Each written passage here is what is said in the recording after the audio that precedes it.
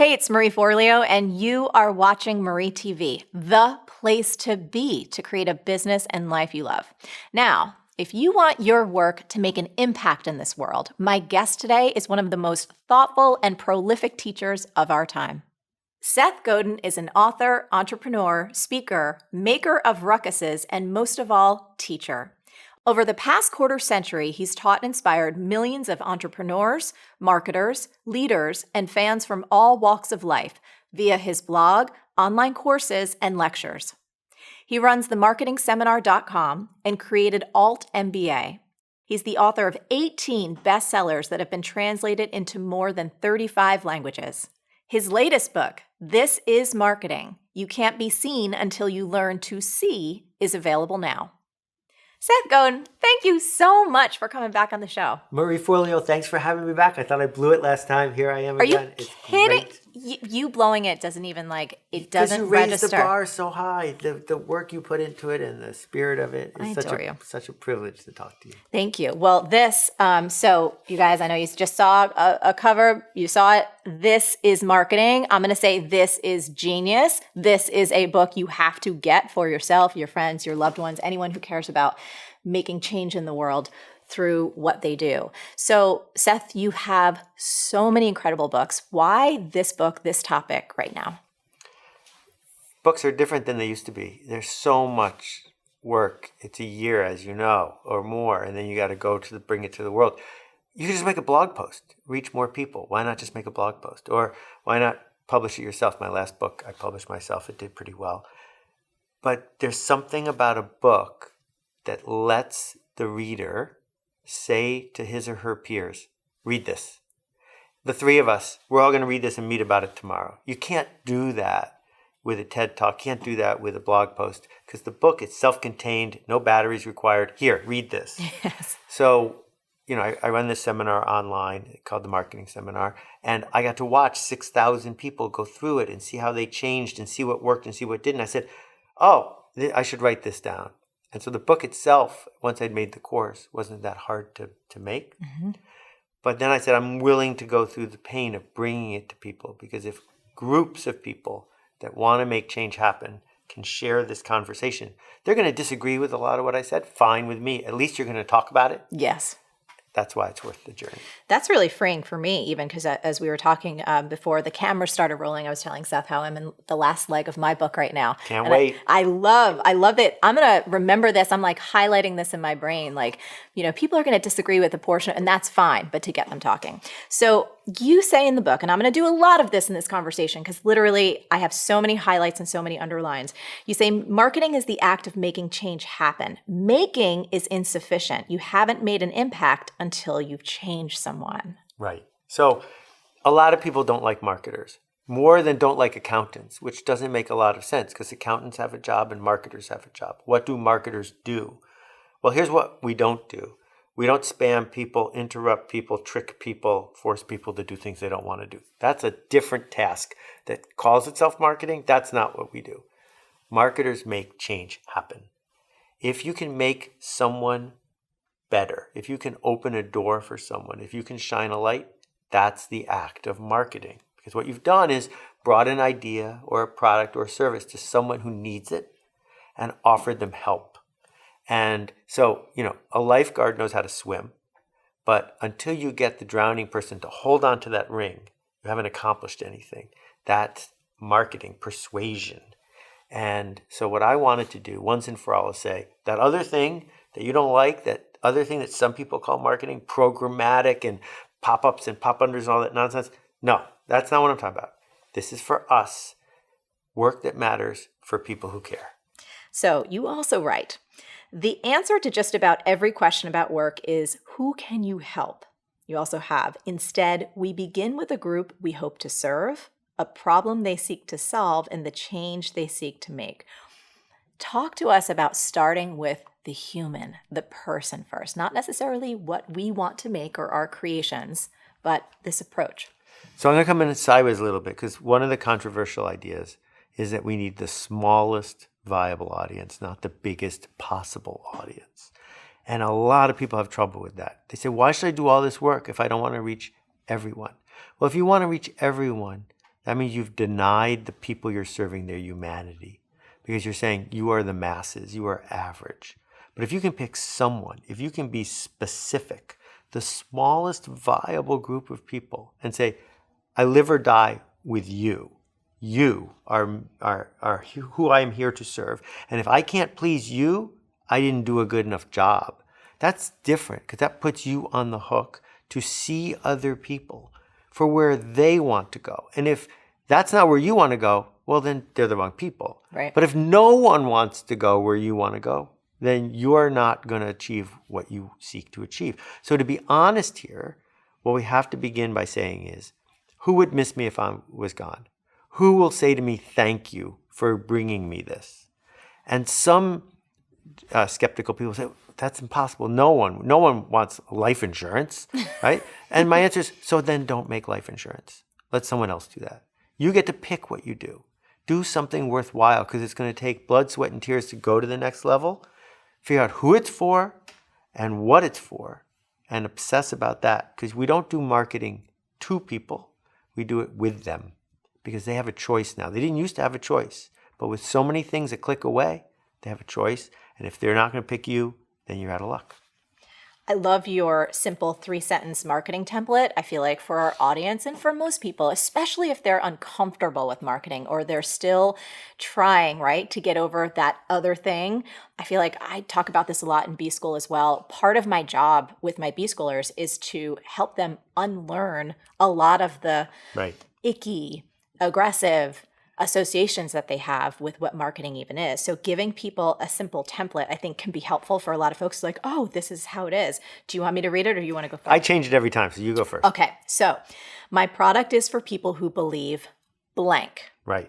I will focus on people who want blank. I promise that engaging with what I make will help you get blank. Right. And it's so simple, but if people started there, it switches the entire perspective. And there's all this empathy involved, which empathy, it doesn't have to be mushy and soft. Empathy can simply be a willingness to let people be who they want to be and not insist that they be who you want them to be. So the template begins with, if you are the kind of person who believes blank, if you're the kind of person who believes in authority over affiliation, if you're the kind of person who is an optimist, not a pep, right? All these different things different people believe. I might not believe what you believe, but I'm okay with what you believe. And you want a certain kind of change, then this thing I am bringing you, I promise you, will help you reach your dreams and goals. So let's think about Harley Davidson. I don't have a Harley. Do you have a Harley? I do not. It's not for me. And that's because I don't believe blank, where believe that having a $15,000 heavy motorcycle will make me feel more complete or part of that group.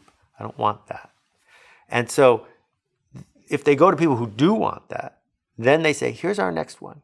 And that's why they don't make a competitor to the Vespa scooter, because they could and it would work, but it wouldn't address the dreams and desires and hopes and fears of the people they seek to serve. So they don't make scooters. They make, big motorcycles. Big motorcycles. And when I think about the extraordinary success you've had leading the people that you lead, you don't spend any time at all worrying about the person on Wall Street who's not tuning in. It's not for her. You're right. Right? Not for her. Yeah. That's okay. Yeah. Because there's so many people. You and I have big followings, which is such a privilege. 98% of the people in the United States have never seen your show, never read my blog. 98%. Nobody Fine. knows who the hell we are. It's perfect. Yes, totally. Absolutely. I want to talk about positioning as a service. This was one of my favorite examples. I actually shared, when I was reading the book over the weekend, 2 of my friends, I shared your example of the piano teacher with, because I think it's so genius. And I know that folks watching this show, and I heard this, I was speaking at an event in San Francisco, and a woman stood up and she started talking about, she's like, but there's so much noise out there. Like, how am I going to stand apart? And I thought, when I read your ingenious idea about the access and specifically the piano teacher, can you share that? Because I think people will see themselves in a whole new perspective. So traditional marketers, if you went to business school or whatever, would talk about differentiation. They talk about, how do I cut through the clutter and the noise? That's selfish. That says, I've worked hard. How do I get people to me? Let's throw that out and say, that person you seek to serve, they have a problem. And their problem is there's too much noise. The problem is they don't know what to pick. The problem is they've got a kid they want to educate in music, but they're not sure how. Can I offer them a service to help them see what their choices are? Now it's generous. So in the case of the piano teacher, what I know is that no one drives more than 20 miles to go to a piano lesson. So let's call it 5 miles. So that's the circle of people who can send someone to take a lesson with me. But then I can create axes, and I can have as many as I want, but 2 will fit in my brain. And I get to pick what the edges are. So some of the edges could be cheap and expensive. Some of the edges could be kind or, Eastern European in their strictness. Some of them could be focusing on jazz. Some of them could be focusing on classical. And you can look at an axis this way and an axis this way. And if you draw, this one, this one, this one, this one, there's someone who's already over here. There's someone who's always over here. But there's no one who offers this combination. So on your behalf, I will live in this corner. And if that's what you're looking for, right, great. And if I talk to you and I realize it's not what you're looking for, I will eagerly send you to that other teacher. Yes. Because I am here to help you get what you want, not to persuade you that you are wrong. Yes. And that shift is so important because it gives us this feeling of sufficiency, which is not that I have to clear everything off the table so I can go public one day. Right. It's there's enough as long as I stand for something. And I can ignore the critics because the critics are critics because it's not for them. Thanks for letting me know. There's someone over there who's for you. This is for someone else. Yes. And I loved it. And I was sharing with my friend too, with the piano teacher example. If someone gets excited and passionate about being really rigorous and says, you know what, if you want your child to have the best chance of winning in a competition, you want the practice to be like this, it's about discipline, it's about showing up, it's about, winning, whatever that means, I'm the teacher for you. We're on the other end of the spectrum. Let's say you're a piano teacher and you're like, it is about the holisticness of the experience and the creative expression, and your child is going to love playing and they're going to tap into their ability to express their emotions through music. Well, then you go to that teacher. And I felt like that example was so wonderful because it allows all of us to also say, well, not only what are the problems that the market wants solved, but who and how can I best make those promises and exceed them? Exactly. Which leads to this crazy thing of authenticity. Yes. Because I don't believe in authenticity. I think authenticity is a trap. And here's how I know it. If you need knee surgery and you go to the surgeon and on operating day she says, I had a fight with my family. I don't really feel like doing surgery. You're like, no, this is that. Just keep your promise. Be consistent. Do this for me. The drama in your head, not my problem. I want you to be a professional. So if you show up in a marketplace where every single piano teacher is rigorous and strict and wants to win prizes, and you want to make a living as a piano teacher, well, positioning as a service says you don't get to be the authentic one who's just like everyone else. You have to be the consistent one who makes a promise that says, I'm here to serve your kids.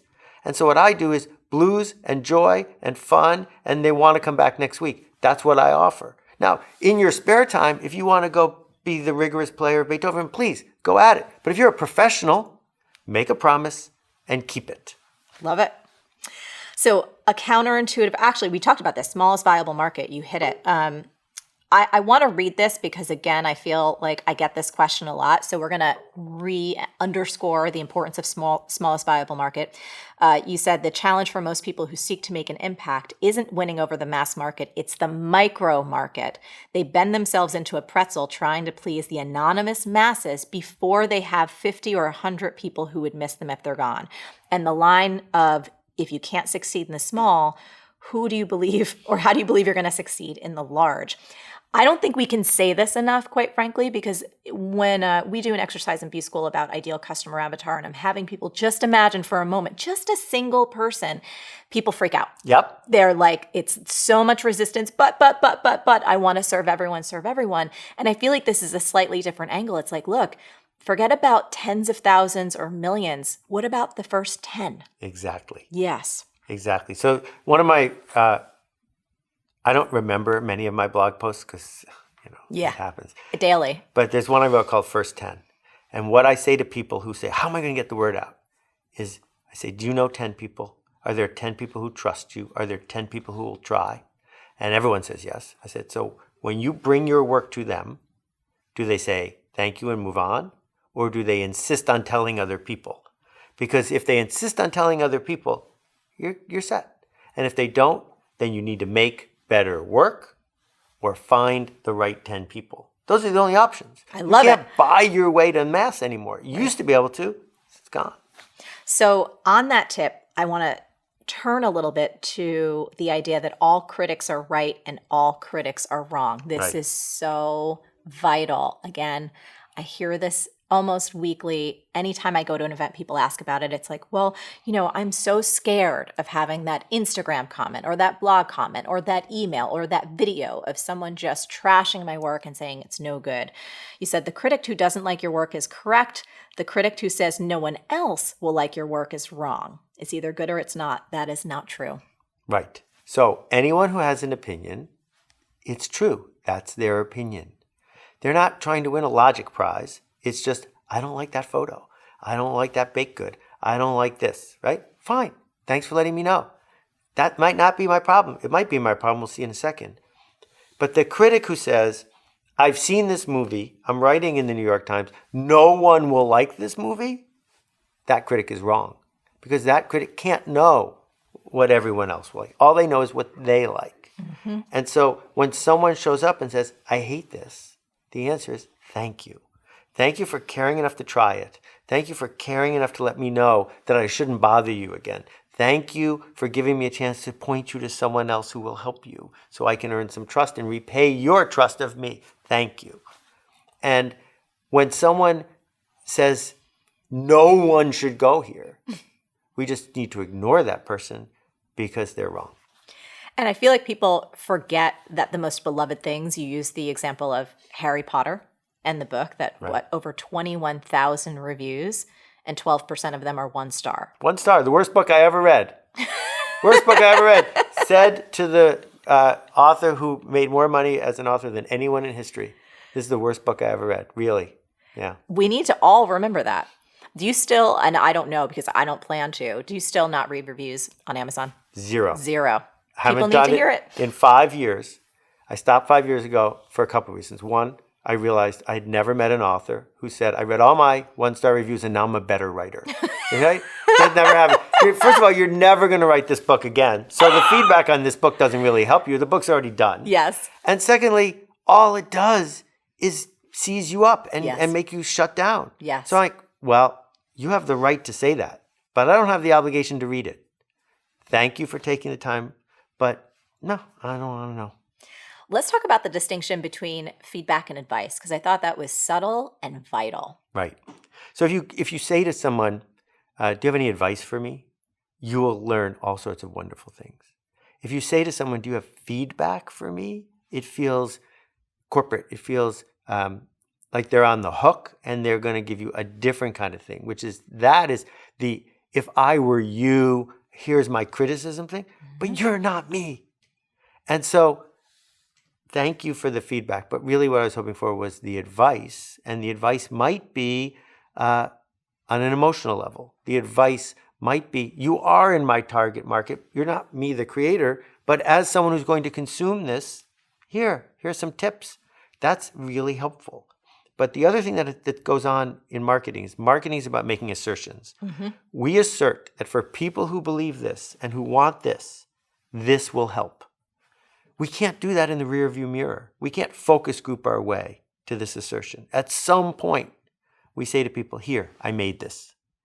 And if you're not comfortable saying, here, I made this, you should probably do something else. Because here, I made this is the joy of what we get to do. And it doesn't have to be, I sat by myself in a room and typed something. It could be my team of 40 people just opened this restaurant. I was part of the team. I'd love for you to try it. We made this. That's all the same thing. But what we didn't do is ask 10,000 people what they wanted, average up all their answers. Here it is. Because then that's average, which is another word for mediocre. Absolutely. Boring, forgettable, vanilla, and not the good way. And I love vanilla.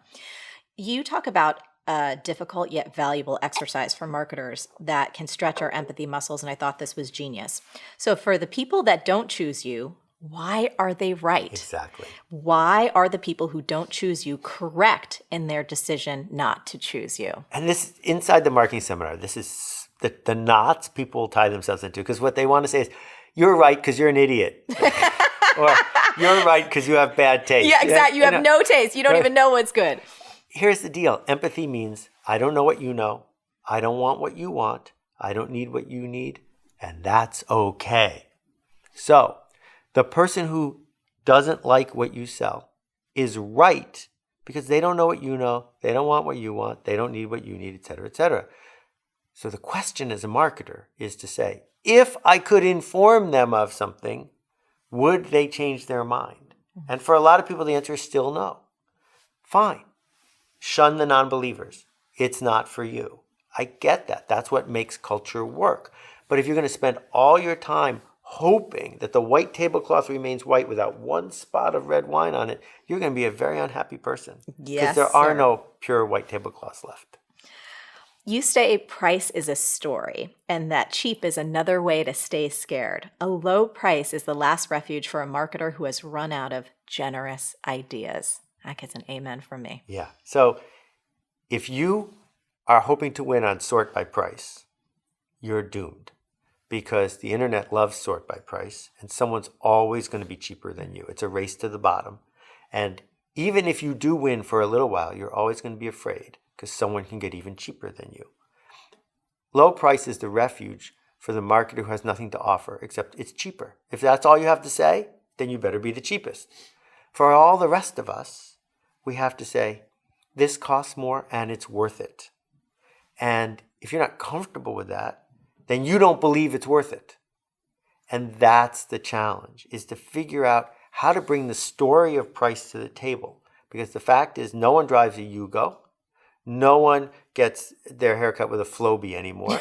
Because the fact is that those were cheaper, but we liked paying more. Yeah. Because paying more told ourselves a story about who we were and where we are going.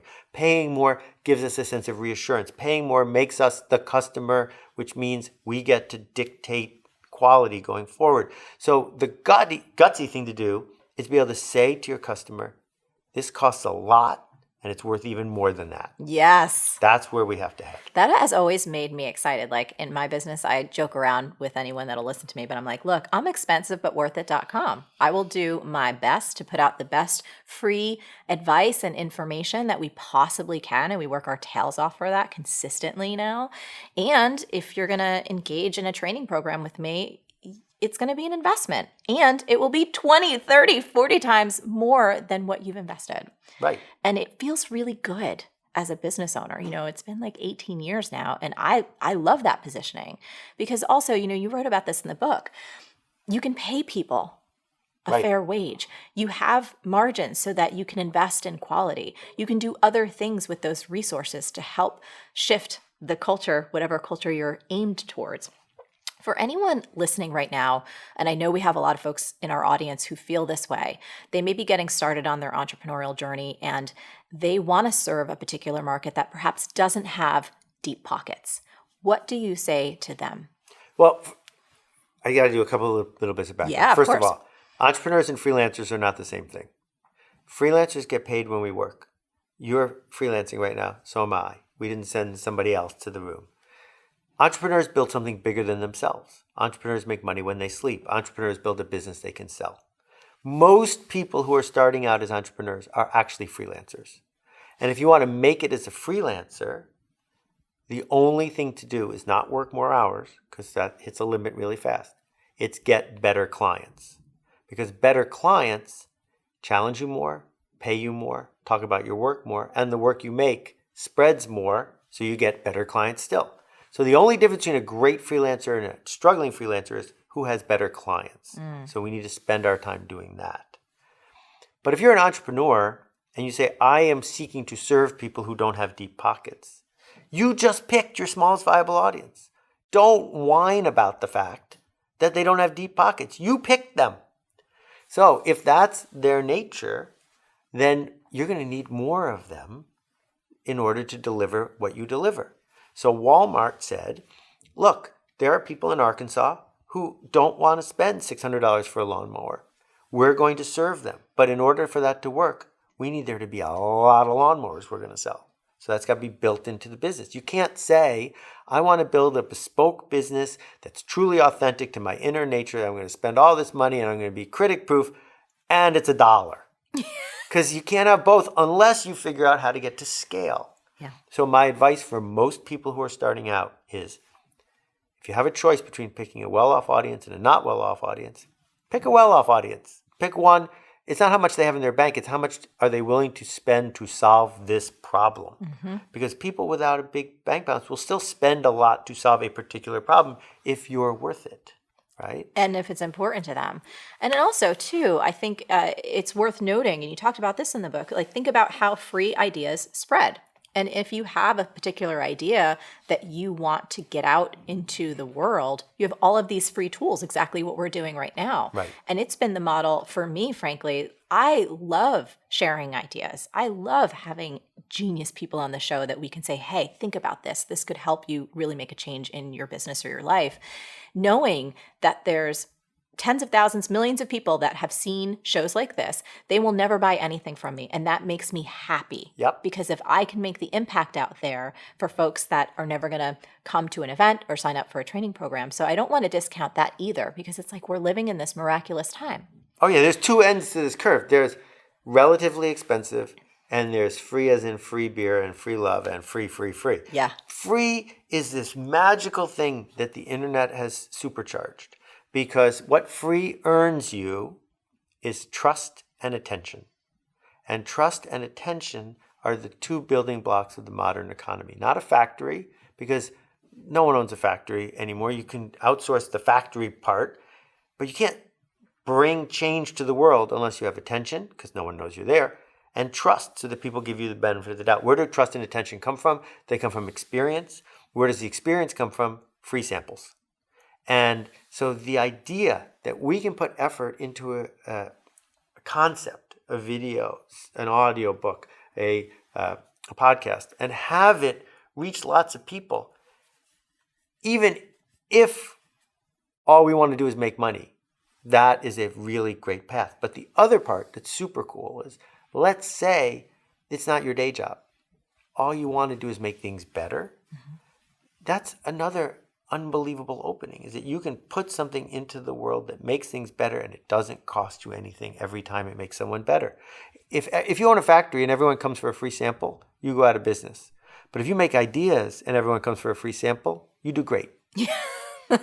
It's very true. So I want to have you, if it's okay, read the last little section in here that I've noted, because I feel like it's the perfect way to wrap up this conversation. And like I said, guys, I cannot recommend this book enough. Y'all, if you know me any amount of time, you know how much I love marketing. And this book is filled with marketing timeless genius. You're so kind. It's right there. It's the truth. I don't blow smoke. You know me.